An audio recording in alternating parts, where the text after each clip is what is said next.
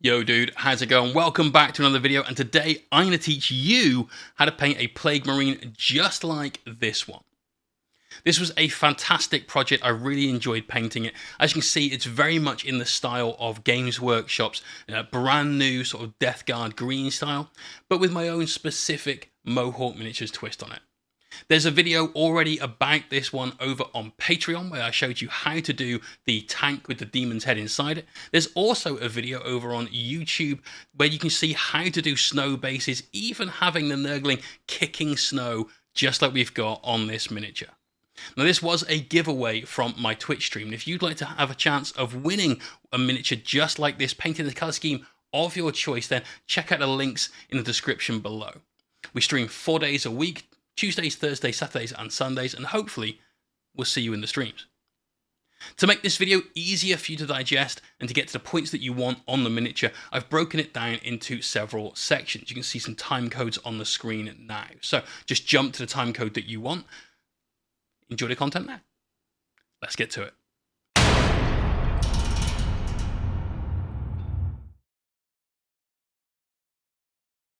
Step 1, base coat. I've put on screen all of the colours that we're going to use, as well as a substitute from GW. So if you can't get what's on the screen, you can get something that's at least going to be close enough to it. Hopefully, at least.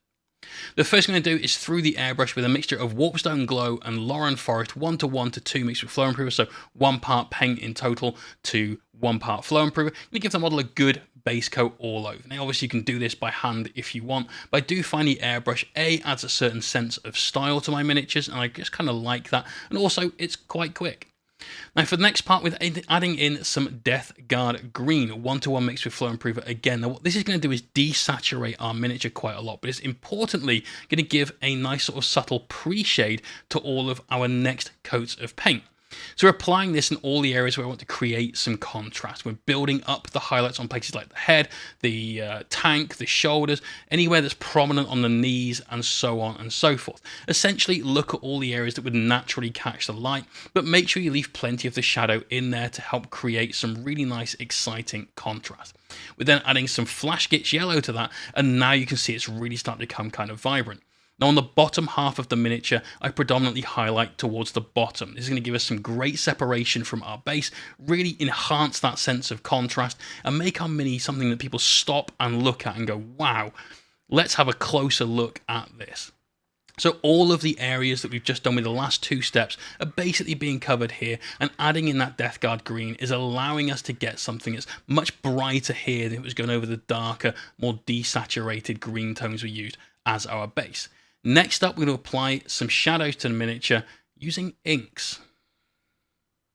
If you've got an airbrush and you're not using acrylic ink, then you're doing yourself a little bit of a disservice. Essentially, an ink has an extremely fine grind of pigment and a very thin medium, which means when you apply it to your miniature, you're going to get something that has a lot of power, a lot of vividness to it, but it's still going to be easily controlled, and you can get inks in varying ranges of transparency. Here we're taking advantage of both of those parts, those features of the ink, to give us a really vivid but powerful set of shadows on our miniature. By doing this, we're going to retain that pop that I really, really want on this mini. Now, if you don't have access to inks, you can't find them, they're on Amazon, most good art stores will stock them, then you can use contrast paint. You can thin that down and just apply that through very, very thin layers through the airbrush, and that'll work almost as well. But I do suggest you check out acrylic ink. So we're hitting every single part of the trim with some Scale 75 pure copper. It's got great coverage. You should try these paints out. If you're liking the video, give it a cheeky thumbs up, or even hit the subscribe button. If you've really, really enjoyed the video though, don't forget I do stream on Twitch 4 nights a week where you can come and join in, ask questions, and get answers in real time. And as I mentioned earlier on, this is a mini that was given away. The winner chose this paint scheme, we painted it up like this for him, and obviously we've now created this awesome guide for it. If you like the guide though, why not check out the guides on Patreon, where there's a guide for this miniature where we encased a demon's head in resin in that tank, but there's also a video guide every other week and a written guide every single week that you can follow along so that you can help level up your painting as well. I'd like to thank the following patrons that have joined recently because they're really helping me keep the lights on and keep the studio going: Frank T, Florian Botcher, Brendan Morris, Gary Hillegas, William Schweiter and Maxim Solon. Two of these guys have actually become students, so they're getting one-to-one painting tuition from me every single month to ensure that they're getting the quickest results they can possibly do when they're trying to improve their painting. If you're interested, come over to Patreon and sign up. Next thing we're going to do, last part of the base coat, we're taking some Naggaroth Night and some Cadian Flesh Tone. We're mixing this 1 to 2, so we've got a very sort of purpley pink mixture on our miniature. Now what we're going to do next is a little bit of wet blending. We're going to take a lot more of that paint. We're going to slap it on reasonably thick, and you want to work quickly at this stage. A lot of people make the mistake of over thinning their paint when they're using wet blending, and it dries a little bit quicker. Water dries faster than medium, so get a nice thick coat of this paint on. Don't obscure the detail, obviously. And then take your next colour, the shade in this case, and just sort of paint that on and around all of that other bit of paint that we've done. As you can see here, we're slapping that on while the paint is still wet, and then using the brush stroke to sort of feather out the edges. This is it for our base coat, so you can take your mini now, get him on the table, and he's good to go. Of course, though, there's a lot more to do.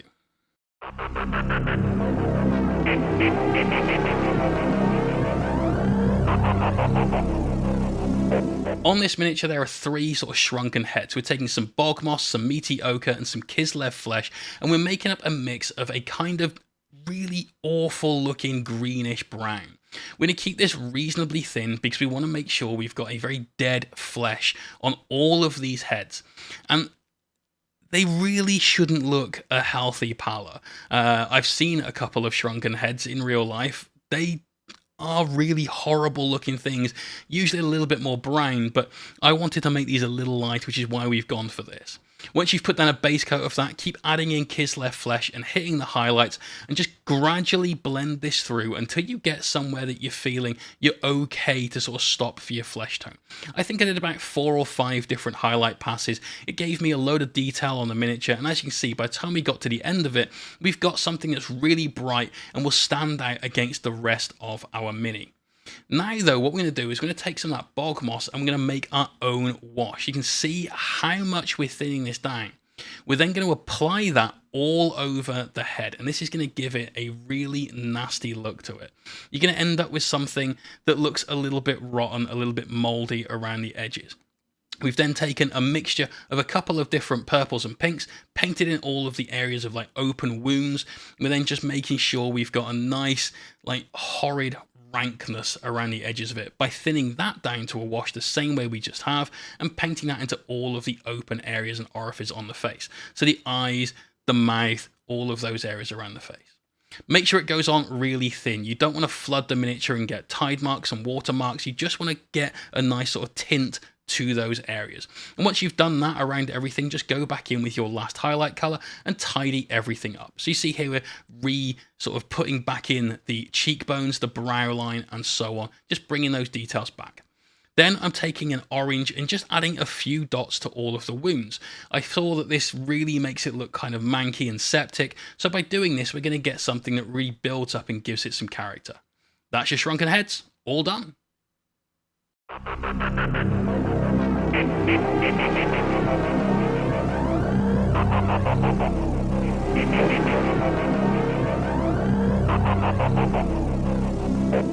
Okay, so I know at least one person that's watching this video is about ready to turn it off because we've mentioned oil paints. But honestly, don't. Because oil paints are one of those things that once you've started using, you're like, why didn't I do this?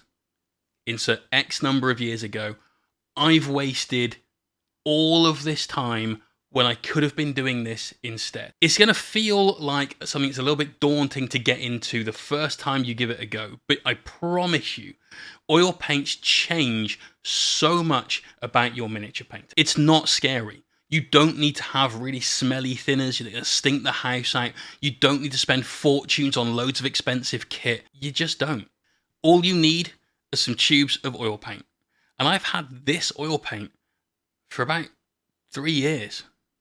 And I've used it a lot. And there's still loads left. It cost about £2.90 free shipping from Amazon.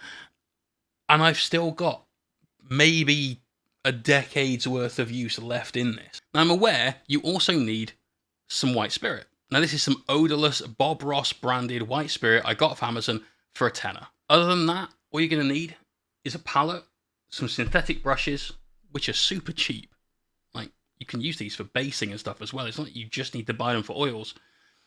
And something to clean things off with. I've got some cotton buds, some makeup sponges, that kind of thing. The point I'm making is that for less than the price of a box of intercessors, you've got everything you need to start doing oil washes. The benefits of them are that they are super fast to use. You don't need any other specialist equipment, and you can get really quick results. The oil process part of this miniature took longer than usual because we were doing it on stream. But I could get all of this done, excluding drying times, which aren't that long, in about 25 minutes. So here's the mini as it is now, and here's the mini after the oils. Think about the change from one to the other in that very small amount of time. And just think about how many hours you could save on your miniature collection. Want to pile through that Pile of unlimited potential?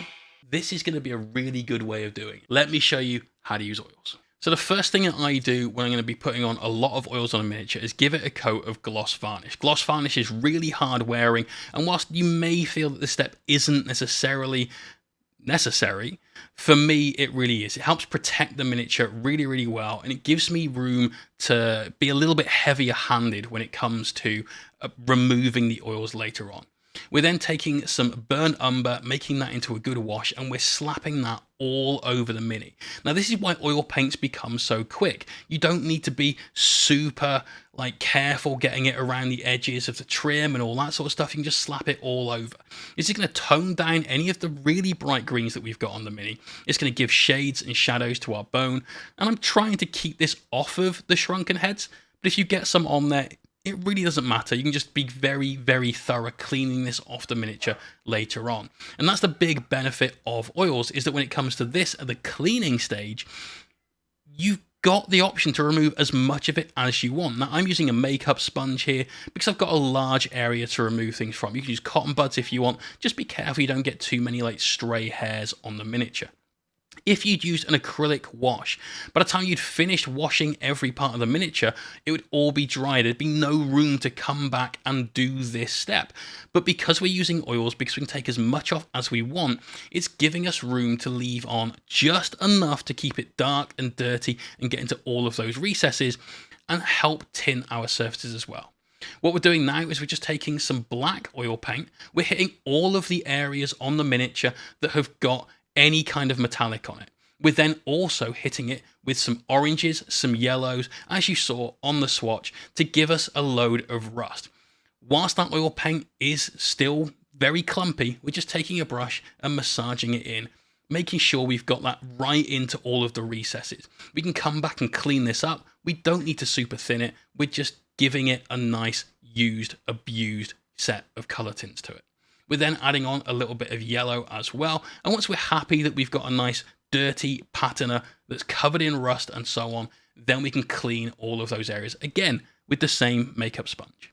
You don't have to waste these. You can use them as much as you want, essentially. So it starts off looking very brown, and then the more you clean off, the more you go back to that really, really dark silver that we used earlier on. You can make sure that you get something that's exactly as you want. Again, if you were using an acrylic wash, by now it'd be kind of too late. You can also mix oil paints. So I'm taking a little bit of our more orange oil and a little bit of our more yellow oil, and I'm mixing these together. I'm then going to create a wash out of this. So we've got some really heavy oils on there, but by just adding a little bit of white spirit and mixing it down, you see we get something that's consistency we want. You can always add more, so don't add too much in right at the start. Just make sure that you've got it to somewhere that you're happy with, and then apply it to the miniature. Because of the nature of oil paints and the fact you can clean these up as you go, you can really afford to play around and experiment with them. Because if you don't like the result, you can clean everything off the miniature and start again. If you'd done it with an acrylic wash, you'd have to strip the entire model and you'd have wasted quite a lot of time.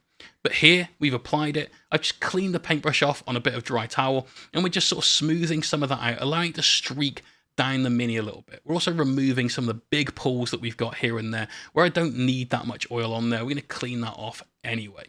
Once again, we go back to our makeup sponge, and this time we're being careful to just bring our sponge downwards in lines to make sure whatever is there streaks.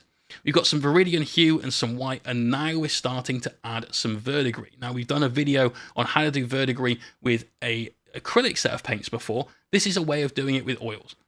You basically take it and splodge it all over the Mini till you've got something that looks like this, which, let's be fair, does not look good. And then once again, we go back to our sponge and we clean off, again, going downwards in strokes to try and get any element of this oil paint that's still kind of wet and still malleable to form streaks. Now, oils take a very, very long time to dry. So as long as you do this the same day you put it on, don't worry, you'll have plenty of time to get to this step. And then adding a little bit of white spirit into an even lighter mix of that to thin it down just a little bit more, in the same way you do if you were just adding water to a regular paint. And we're going to use this to highlight all of our verdigris. So once again, we take our cheap, nasty synthetic brush, we apply this to all the areas that we've done the verdigris on. We've now got something that's been shat on by 1,000 pigeons.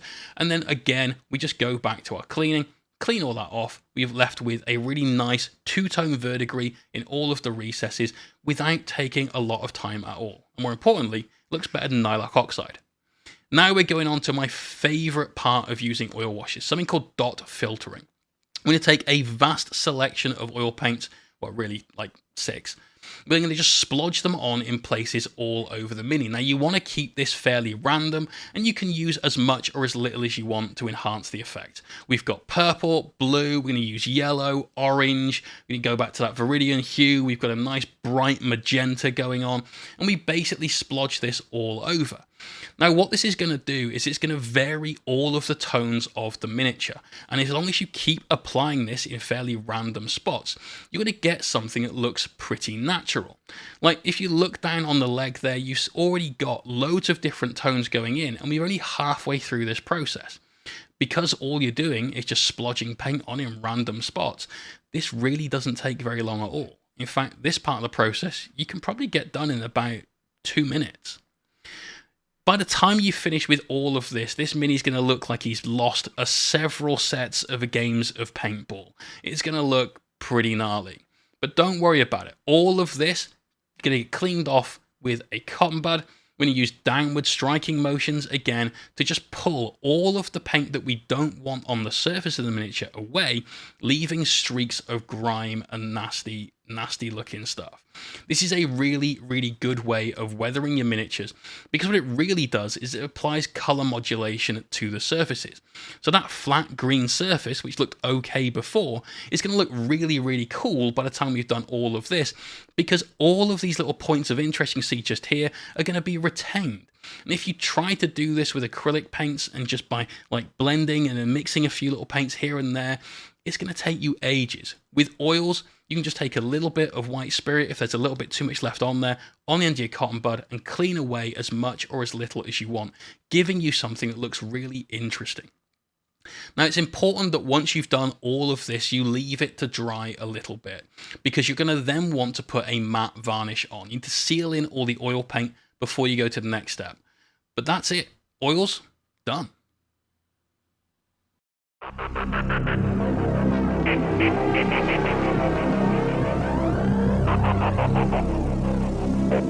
Now, for the last step, we're hitting this miniature with all of the highlights. We've got some pure copper and some dwarven gold that we're putting on the Mini as a little mix to help highlight the copper we had on earlier on. I wanted something that was bright but not silvery. I want to retain a little bit of the warmth for it. We're basically hitting all of the trim with that as and where it needs it to ensure that what we've got on the miniature looks pretty good. We're adding some Vallejo Model Air Metallic Silver, which is absolute god tier silver, to all of the elements of chainmail and so on. And on these little areas, we're just putting in some nice little downward strikes to help give the shape to the mechanical elements of it. By doing that downward strike across the miniature, you get something that looks really, really cool. When it comes to edge highlighting, I've got a system that I use to make sure that my edge highlights are kept to a fairly minimal amount. I don't really like the heavy metal style where you kind of draw boxes around everything. To me, it doesn't look particularly realistic, and I get why they do it. It's a good way of teaching people how to edge highlight, both staff and customers, but also it's a very stylized look that encapsulates their product. For me as an artist, it's not really what I want to do though. So all of my edge highlights are kept very small, they're kept very thin, and we only put them in certain places. We put them where we want to create extra contrast and definition. So, for instance, on all of the bits of pockmarked battle damage we've got on this guy's armor, we put a little highlight underneath each one to help make them look 3D. On certain elements of the armor where the light would catch, we add a little bit of an edge highlight. Now, my way of doing things is still very stylized, and it is definitely my version of painting. If you want to replicate it, great. If you want to find some middle ground or come up with your own style, even better. But to find out more information on how I use edge highlights in my painting, you can check out this video where we did a Dark Angels Space Marine. I go into it in fairly big detail there. I don't want to add it into this video, it's already fairly long, but do check that out if you're interested. Now, my method of highlighting is basically a nice blended method. So we're just adding in a little bit extra of Flash Gitz Yellow to our previous mix we used to highlight all of the armor panels. We also use the same to highlight all of the gunk and nasty crap that's coming out of things like his like flamer weapon, all of the droplets of ooze that are coming out of his guts. The fluff for this guy is disgusting. He basically churns his guts with the crank that pipes it through to the tank and then spurts horrible acid all over things. It's gross. We're then just mixing in a little bit of sickly skin. You can use any kind of off-white, but I really like this one. It's got a nice brightness to it without it being too close to white. And we're just adding little elements of this to all of the, let's just call it spooge, because it's going to give a really sort of sick, nasty looking, very septic pus kind of quality to it, which is really disgusting now I come to do the voiceover. But for the mini in hand, it works pretty well. For all of our flesh tubes, we're going to use some Cadian Fleshtone and Naggaroth Night, the same colours that we wet blended together to do these in the first place. And for the highlights, especially on the big tube, not only are we going around all of the little sort of holes and gaps in it, we're going to create some texture by adding in some little wrinkle lines, basically. So think about how you might have some like slack skin or something on here. We're just adding those in with very short, light brush strokes. And if you keep your paint to the right consistency, this is really, really simple to do. By the time you've done that a few times and layered it up, it's going to really look nasty. For the eye sockets, we're going to create a glow. So we've got some P3B and purple going down as our base coat. We then take a little of that off to the side on our palette, thin it out to a glaze with just water. That's enough. You can see how thin it is if I paint this over my thumb there. And then we just keep working this on, making sure we've got a gradient that goes from almost no trace of purple at the farthest extreme of the light being cast from the eye, all the way up to a nice solid purple by the time it gets very, very close to the eye socket. We're going to add in some nice, really, really vibrant pink. We've got some Vallejo Sunset Red, and the Vallejo model color paints are a little bit on the thick side, so you will need to add in maybe a little bit more water than you're used to. Once you've done the big part of the eye though, now you're starting to go back to that glow, so you just thin it down to a glaze again, and you keep doing this over and over again. I think I went through about 4 or 5 different coats of paint, just adding more and more of the glaze on and more of the sunset red into things before we got to this stage. We're going to add some edge highlights. At this point, you want to keep your paint thin, but nowhere near a glaze, because you want the razor sharp control you're going to get as you just place that around the eye socket. For me, it's important to have that ridge just giving a little extra bit of light, because it really snaps everything into focus. I promise you that's not a pun relating to eyes. Add in some more sickly skin. This paint is super useful for those final highlights. So you've got to make sure the eye socket itself is one of the brightest parts of it, because that is casting the glow. But then again, hit those edge highlights. And just to add a little extra bit, we also did a little highlight on the inside of the top part of the eye. Now it looks like he's definitely got pink eye at this stage, but that's all of your highlights done. And this step takes way longer to do than the oil step, but it really does help to put that final sort of nail in the coffin on this guy. Hopefully, you've been able to follow this along pretty handily. If you've got any questions, by all means, leave a comment below and I'll do my best to answer them in a timely fashion. That, though, is the highlights done. It's time to paint the Nuggling. So for the Nuggling, I wanted him to look like he was frozen. So we've taken some Meridius Blue, which is from P3, thinned it slightly with water, and done a couple of coats to get some good opacity over onto the Nuggling himself. Then all we're going to do is going to add in some sickly skin and keep working this up. So you go through maybe like 5 or 6 highlights, and all you're doing is adding in what are called volumetric highlights. So anywhere that looks like it should be brighter, you shade it. Add a little bit more sickly skin, and build up and build up and build up. And eventually you get something that looks like this. Think about the number of times you might have drawn a circle and shaded it in to make a sphere in school. It's basically the same kind of thing as that. We then take some sickly skin, give it a couple of glazes all over, and that will help to smooth out any imperfections in our previous set of highlights. Don't let it pull in the recesses or it will look a little bit weird. Then add a final highlight of sickly skin all over the miniature, thin slightly just to give you that control back, and that's pretty much it. Now, if you want to see what happened to this Nuggling, then head on over to the video linked in the description below, which is all about the snow base that we did, and involves the Nuggling kicking a load of snow up into the air as well. I think these two guys really contrast from each other and look pretty sick. If you've liked the video, don't forget there is that video over on Patreon where you can see how we did this Nurgle Demon's head in the tank. But I'd love to hear your thoughts on the video. Give it a thumbs up, leave a comment, and don't forget to subscribe. See you in the streams.